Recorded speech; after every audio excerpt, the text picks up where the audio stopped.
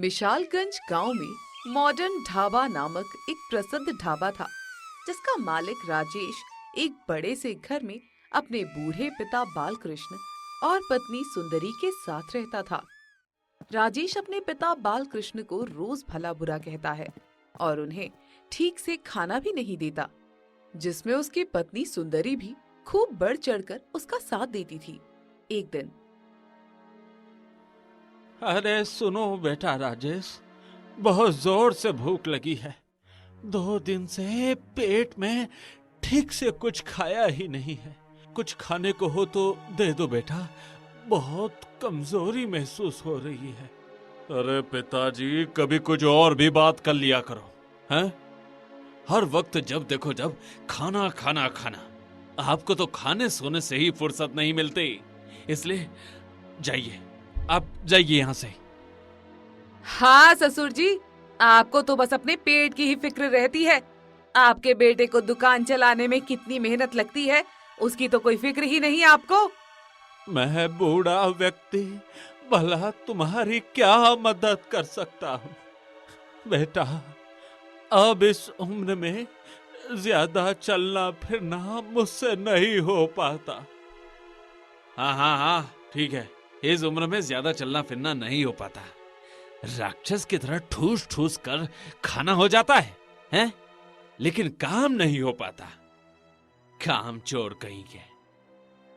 सुंदरी, इन्हें 2 रोटी का टुकड़ा दे दो और कहना शाम तक मुझे अपनी मनहूस शक्ल न दिखाए। तभी राजेश ने 2 सूखी रोटी का टुकड़ा बूढ़े बालकृष्ण के मुंह पर फेंक दिया और अपनी पत्नी के साथ ढाबे की तरफ चला गया।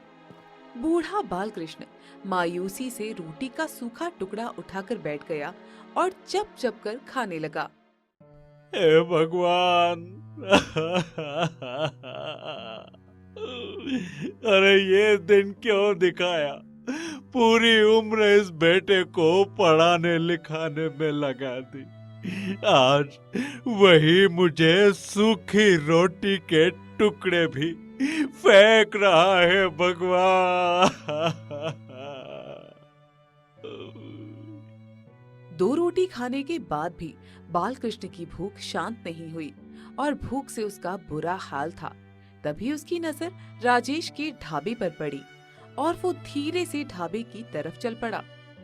यहाँ तो बहू खाना देने से रही। एक काम करता हूँ, ढाबे पर चलता हूँ, वहाँ शायद रसोई में कुछ बचा होगा। चुपके से एक टुकड़ा खा लूंगा, कौन सा कोई देखने वाला है। तभी बालकृष्ण दबे पांव ढाबे के पिछले दरवाजे से रसोई में घुस गया, जहाँ बड़े से भगोने में ताजा बना हुआ स्वादिष्ट बिरयानी रखा था। हाँ, क्या खुशबू है। चल बालकृष्ण, इससे पहले कि किसी की तुझ पर नजर पड़े, एक थाली बिरयानी सटक जा। भूखे पेट ने बूढ़े बालकृष्ण को इतना बेकाबू कर दिया था कि वो एक एक थाली करते करते बिरयानी का पूरा भगोना ही चट कर गया। तभी ढाबे के बाहर से उसे राजेश की आवाज आई, जो एक विदेशी ग्राहक से बातचीत कर रहा था। सुनो, तुम्हारे यहाँ की बिरयानी अच्छी तो होती है ना? मैडम, आप बिल्कुल चिंता न करें, हमारे ढाबे की बिरयानी तो सारे गांव में मशहूर है।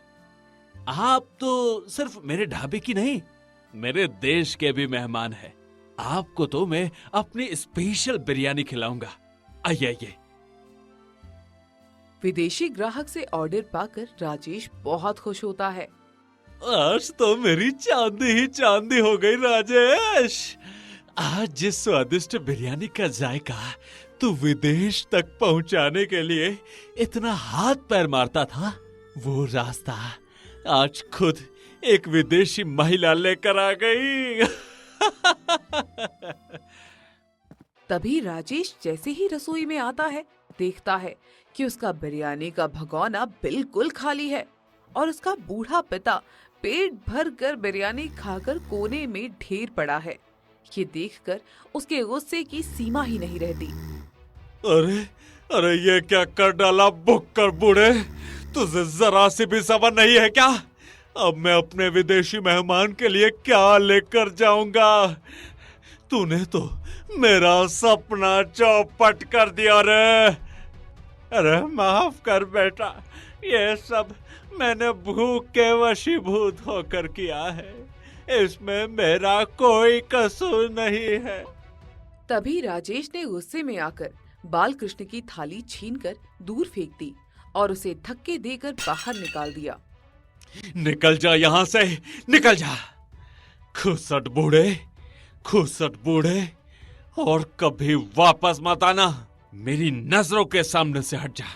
अभी तुरंत इसी वक्त भाग जा यहाँ से, भाग जा। बूढ़ा बालकृष्ण इस दुर्व्यवहार से अंदर ही अंदर बहुत टूट जाता है और दुख के आंसू लिए अपनी लाठी उठाकर वहां से चला जाता है। ठीक है बेटा, मैं चला जाता हूँ। अगर तुझे मेरी कोई जरूरत नहीं तो मुझे भी तेरी नहीं है। हे राम, यही दिन देखने के लिए मैंने इस बेटे को पाला था, ताकि वो मुझे अपने घर से कूड़े की तरह निकाल फेंके। बूढ़ा बालकृष्ण इसी तरह कुछ दिन सड़क के किनारे चलता रहा, जहाँ भूख और प्यास से उसका बुरा हाल था। तभी अंत में वो एक पेड़ के नीचे धड़ाम से गिर पड़ा और उसकी आंखों के सामने अंधेरा छा गया। पानी दे दो, मुझे पानी दो, बहुत भूख लगी है, बहुत भूख लगी है, नहीं तो मैं मर जाऊंगा, मर जाऊंगा मैं। दूसरी तरफ गांव के दूसरे छोर पर एक झोपड़ी में कान्हा नामक एक मजदूर अपनी पत्नी नीरू और 2 बच्चों बंटी और बबली के साथ रहता था। सुबह का समय था और कान्हा मजदूरी के लिए जाने की तैयारी कर रहा था। आज भी खाली हाथ मत लौट आइएगा जी। बच्चों ने कल से कुछ भी नहीं खाया है। दूध तो दूर की बात है, एक रोटी भी नहीं नसीब हो रही। क्या करूं नीरू, कल साइट पर काम ही नहीं था। आज कोई न कोई काम जरूर मिल जाएगा। भूख तो मुझे भी बहुत लगी है। कान्हा मजदूरी की तलाश में निकल पड़ा। तभी उसने रास्ते में एक बूढ़े व्यक्ति को देखा जो एक पेड़ के नीचे पड़ा था। अरे, ये कौन बूढ़ा आदमी यहाँ पड़ा है? सांस तो चल रही है लगता है। भूख प्यास से बेहोश हो गया है बेचारा। तभी कान्हा ने पास की नदी से पानी लाकर बूढ़े के होठों पर डाला, फिर अपनी झोली से निकाला एक रोटी का टुकड़ा और उसे खिलाने की कोशिश की। उठो बाबा, थोड़ा पानी पी लो। देखो, मैं तुम्हारे लिए एक रोटी का टुकड़ा भी लाया हूँ, खा लो। पानी, पानी, पहले थोड़ा सा पानी पिला दो बेटा। कान्हा ने उसे पानी पिलाया, फिर धीरे धीरे रोटी का टुकड़ा खिलाया। आप कौन है बाबा? कहाँ से आ रहे हैं? अकेले यहाँ कैसे पड़े हैं? आपके बेटे बहू कहाँ हैं? तू कौन है बेटा? तूने मुझे क्यों बचा लिया? मैं तो मरना ही चाह रहा था बेटा। ऐसी बात मत करिए बाबा, मैं हूं ना, मैं आपको अपने घर ले चलता हूँ। वहाँ आपको कोई तकलीफ नहीं होगी। तभी कान्हा ने बूढ़े को उठाया और अपने कंधे का सहारा देकर झोपड़ी तक ले आया। नीरू ने जब ये देखा तो उसका चेहरा उतर गया। ये किसे ले आए हो जी? पहले ही घर में इतने मुंह हैं, अब इनका पेट कैसे भरेंगे? ये बूढ़े बाबा है भाग्यवान, भूख प्यास से सड़क पर बेहोश हो गए थे। क्या इंसानियत के नाते हमें इन्हें अपने घर नहीं लाना चाहिए था? बेटा, मैं चला जाता हूँ। तुम्हारी भी तो हालत मुझे बहुत तंग लग रही है। मैं तुम पर और बोझ नहीं डालना चाहता बेटा। नहीं बाबा, आप यहीं रहेंगे जब तक ठीक नहीं हो जाते। तभी कान्हा ने बूढ़े को झोपड़ी में आराम से लिटाया और कुछ दिनों तक उसकी भरपूर सेवा की, जिससे वो बिल्कुल स्वस्थ हो गया। एक दिन, बाबा, आप कहाँ के रहने वाले हैं? मुझे तो आपका चेहरा कुछ जाना पहचाना सा लगता है। बताइए ना, शायद हम कुछ मदद कर पाएं। ये सुन बूढ़े बालकृष्ण की आंखों में आंसू आ गए और वो कुछ देर चुप रहा, फिर अपनी कहानी सुनाने लगा। पिताजी देखिए ना, इस साल की परीक्षा में मैं फिर से फर्स्ट आया हूं। क्या? वाह मेरे बेटे वाह, तू तो बहुत होशियार है। ये ले बेटा, तेरे लिए नई किताबें और तेरे लिए ताजा केसर वाला दूध। ले बेटा पी ले। पिताजी पिताजी, मुझे भी दूध चाहिए, मुझे भी दूध दो ना। नहीं, बिल्कुल भी नहीं। तू तो बस खेलता ही रहता है, पढ़ाई वढ़ाई कुछ नहीं करता। जा जाकर पढ़ाई कर, अपने भाई जैसा बन, तब तुझे दूध दूंगा। जा। अरे सुनो जी, हमारे छोटे लाल को भी दूध दे दो ना, वो भी तो बच्चा है। वैसे भी हर उंगली एक बराबर नहीं होती। अरे नहीं, तुम्हें पता है दूध के दाम कितने बढ़ गए हैं, इसलिए मैं सबको नहीं पिला सकता। इसलिए सिर्फ अपने उसी बेटे को दे रहा हूं जो बड़ा होकर पढ़ लिख कर मेरा नाम रोशन करेगा। अरे जरा उधर तो देखो भाई, पिताजी का पसंदीदा कुत्ता उधर सो रहा है। चलो उसे डराते हैं, बहुत मजा आएगा। नहीं भैया, पिताजी ने मना किया है उसे छेड़ने से। अरे तू तो बड़ा डरपोक है, जब देखो जब पिताजी से डरता रहता है। देख मैं कैसे उसे उठाता हूँ, चल। तभी राजेश जैसे ही कुत्ते को जबरदस्ती उठाता है, कुत्ता डर जाता है और उसके हाथ पर जोर से काट लेता है, जिससे राजेश गुस्से में कुत्ते को जोर से पटक कर मार देता है। अरे अरे मुझे काट लिया, अरे मुझे काट लिया इस बदमाश कुत्ते ने। अरे भैया, कुत्ता तो मर गया, तुमने इसे इतनी जोर से क्यों पटक दिया? अब हम पिताजी को क्या जवाब देंगे? तभी बालकृष्ण जैसे ही वहाँ आता है, अपने प्रिय कुत्ते को मरा देखकर गुस्से से आग बबूला हो जाता है। किसने मारा मेरे गुट्टू को? जल्दी बोलो, मैं उसे छोड़ूंगा नहीं। पिताजी, मैंने नहीं, इस भाई ने मारा है। कल आपने जो दूध नहीं दिया था, वो आपसे उसी का बदला ले रहा था। नहीं पिताजी, ये सच नहीं है, भैया झूठ बोल रहे हैं, गट्टू को उन्होंने ही मारा है। चुप बदमाश, हमेशा झूठ बोलता रहता है। राजेश कभी झूठ नहीं बोलता, ये तेरे जैसे अनपढ़ और जाहिल का ही काम है। निकल जा, मेरे घर से निकल जा और कभी वापस मत आना। भाग भाग जा यहाँ से। उस दिन के बाद हमने राजेश को बड़े लाड़ प्यार से पाला और उसकी हर इच्छा पूरी की। फिर जब वो पढ़ लिख कर बड़ा आदमी बन जाता है तो अपने गांव में आकर अपना मॉडर्न ढाबा खोलता है और शादी होने के बाद अपने बूढ़े माता पिता को प्रताड़ित करने लगता है, जिसके कारण उसकी माँ मर जाती है और मेरी हालत तो तुम जानते ही हो बेटा। आपकी कहानी तो बहुत दुखदाई है बाबा। वैसे उस छोटे बेटे का क्या हुआ? कौन जाने बेटी, शायद मर गया हो या कहीं भटक रहा हो। उस दिन के बाद से मैंने कभी उसे ढूंढने की कोशिश भी नहीं की। बूढ़े बालकृष्ण की कहानी सुनकर कान्हा का मन बहुत दुखी हो जाता है और वो उसे न्याय दिलाने की ठानता है। आप रोइए मत बाबा, मैं आपको आपका हक और न्याय दिलाकर ही रहूंगा। चलिए मेरे साथ, फिर से उसी गांव में जहां से आपको निकाला गया था।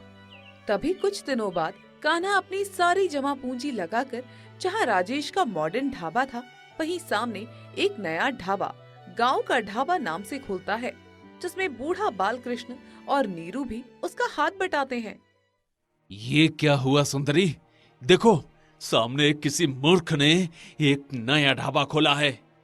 उसे शायद नहीं पता कि इस गांव में मेरे ढाबे की जड़ें बहुत गहरी है। उसे कोई चुनौती नहीं दे सकता।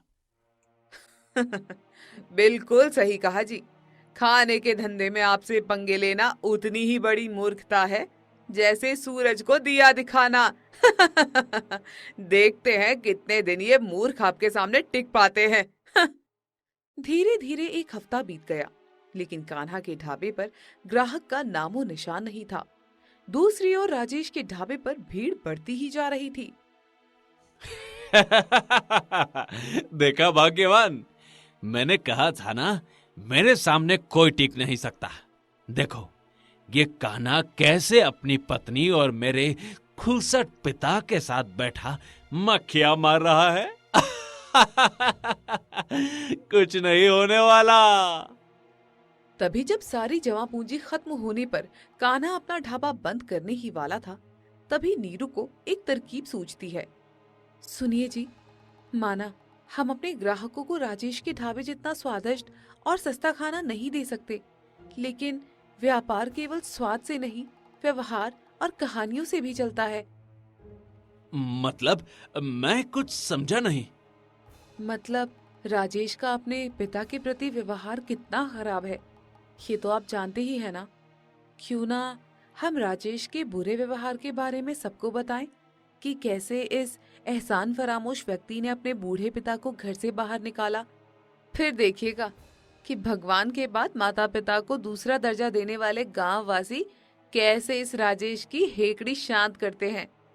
कान्हा को ये तरकीब बहुत पसंद आती है और वो राजेश और सुंदरी के क्रूरता के बारे में सबको बताता है, जिससे सारे गांव वाले राजेश से नफरत करने लगे और थोड़ा खराब खाना होने के बाद भी कान्हा के ढाबे का खाना खाते, क्योंकि वो नहीं चाहते थे कि उनके पैसों से एक कुपुत्र का पालन पोषण हो। और राम राम राम राम भैया, घोर कलयुग है भैया, घोर कलयुग। भगवान चाहे निसंतान रखे, पर राजेश जैसा बेटा किसी को न दे भाइयों, किसी को न दे। हमें तो पता ही नहीं था कि ये राजेश अपने पिता को 2 रोटी के लिए भी तरसाता है। नहीं तो हम उसके ढाबे का नमक तक नहीं खाते भाई। सही कहा भैया, हमें ऐसे कुपुत्रों का पेट नहीं भरना चाहिए। कहीं उसका पाप हमें भी लग जाए और हमारे भी बेटे हमें घर से निकाल दे, तो भाई हम क्या करेंगे हैं? नहीं नहीं नहीं, चलो कान्हा के ढाबे में चलते हैं भाई, चलो। धीरे धीरे राजेश की करतूत की खबर पूरे गांव में फैल गई और लोग राजेश के ढाबे पर जाना बंद कर देते हैं और कान्हा के ढाबे पर आने लगते हैं।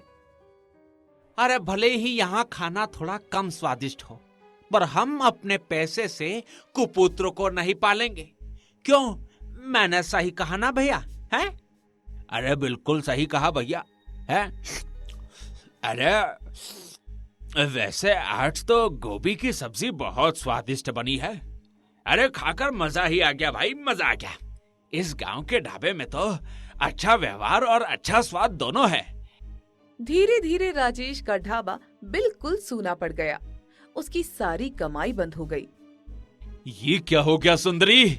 जहां हमारे यहाँ ग्राहकों की लाइन लगी रहती थी, वहां आज दूर दूर तक एक ग्राहक भी नहीं आ रहा है। ये सब उस कान्हा की करतूत है जी, उसी ने हमें सारे गांव भर में बदनाम कर दिया है।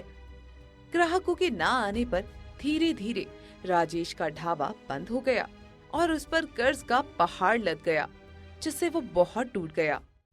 मुझसे बहुत बड़ी गलती हो गई सुंदरी। मैंने अपने पिताजी के साथ बहुत बुरा व्यवहार किया। ये सब उसी का दंड भगवान हमको दे रहा है। अरे आप क्या करेंगे जी, सब खत्म हो गया, पद, पैसा, प्रतिष्ठा, सब कुछ। नहीं, अभी सब खत्म नहीं हुआ। मुझे पिताजी से माफी मांगनी है। मुझे अपनी गलती का एहसास हो गया है। तभी एक दिन राजेश सीधा कान्हा के ढाबे पर पहुंचता है और अपने पिता से जाकर माफी मांगता है। अब पिताजी, मुझे और सुंदरी को माफ कर दीजिए। कुछ दिन भूखे रहने पर हमें ये एहसास हो गया है कि जब इंसान भूखा रहता है तो उसकी बुद्धि काम नहीं करती। इसलिए वो सही और गलत में फर्क नहीं कर पाता। हाँ पिताजी, आप कृपया करके घर चलिए। आज से मैं आपको रोज सुबह शाम समय से खाना दे दिया करूंगी और आपकी खूब सेवा करूंगी। ये मेरा आपसे वादा है। ये सुन बूढ़ा बालकृष्ण खुशी से फूले नहीं समाता और राजेश और सुंदरी को माफ कर कान्हा से कहता है। तुम्हारा बहुत बहुत धन्यवाद कान्हा और नीरू बेटी। अगर तुम दोनों न होते तो मेरे बेटे और बहू सही मार्ग पर कभी नहीं आ पाते। अरे इसमें धन्यवाद की कोई बात नहीं पिताजी, ये तो मेरा फर्ज था। कान्हा के मुंह से पिता शब्द सुनकर बूढ़े बालकृष्ण को कुछ अजीब सा लगता है। तभी कान्हा कहता है। हाँ बाबा, मैं वही छोटा बेटा हूँ जिसे आपसे उस दिन अपनी जवानी के दिनों में घर से बाहर निकाल दिया था। उस दिन मैं शहर जाकर मजदूरी करने लगा और जैसे तैसे अपना पेट पाला। मैं आपको पहले ही पहचान गया था जिस दिन आपने अपनी कहानी सुनाई, लेकिन कैसे मैं अपने बारे में आपको बताऊं मुझे समझ ही नहीं आता था। लेकिन आज अच्छा मौका देखा तो बोल दिया। ये सुन बूढ़े बालकृष्ण और राजेश की खुशी का ठिकाना नहीं रहता और दोनों बेटे और बाप आपस में गले मिल लिपट कर रोने लगते हैं और हंसी खुशी एक साथ मिलकर गांव का ढाबा चलाते हैं और एक साथ सभी हंसी खुशी रहने लगते हैं। दोस्तों आ ही गए हो तो चैनल को सब्सक्राइब कर देना और वीडियो अच्छी लगे तो लाइक और शेयर भी कर देना और बेल आइकन जरूर दबा देना ताकि आपको नए वीडियोस की नोटिफिकेशंस मिलती रहे।